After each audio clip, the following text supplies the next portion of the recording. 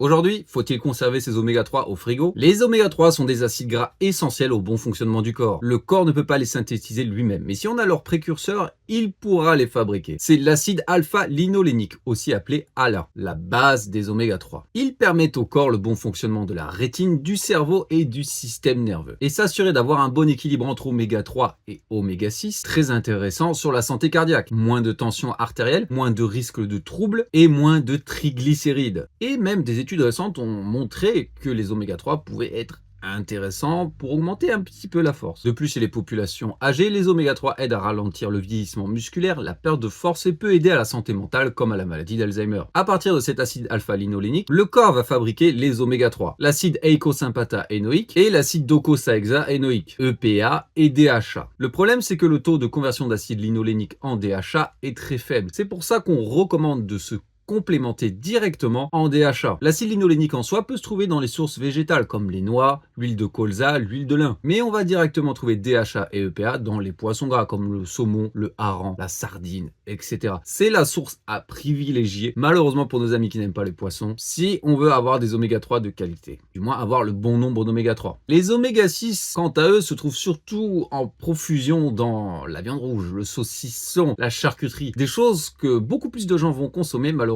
comparé à du bon vieux poisson gras. C'est pour ça que la supplémentation en oméga 3 est très courante. C'est des gélules qui sont remplies d'huile de poisson. Malheureusement, cette huile est très fragile et elle s'oxyde très facilement. Quand elle est oxydée, elle va puer les poissons. Et non seulement elle n'aura plus ses propriétés anti-inflammatoires, mais elle sera même inflammatoire, voire même toxique. Pour déterminer si l'huile est rance ou toxique ou bonne, on a créé l'indice Totox qui va mesurer sa toxicité et son niveau d'oxydation. Il faut idéalement toujours acheter une huile avec un indice Totox inférieur à 10. Ça va s'assurer de sa bonne qualité. Si vous voulez en acheter et que l'indice Totox n'est mentionné nulle part, puis fort à parier, ce sont des gens qui ont fait des économies dans la production sur les méthodes de conservation, de filtration, etc. Du coup, malheureusement, ici, un produit de mauvaise qualité ne vaudra vraiment pas le coup. Pour éliminer les polluants comme les métaux lourds qu'on va trouver dans les poissons avant de la transformer en huile, il va y avoir un processus de filtration et le truc le moins cher, le plus simple, ils vont chauffer un peu cette huile. Donc déjà, ça va l'oxyder. Ensuite, ils vont l'oxyder en la mettant à l'air. Le soleil va être également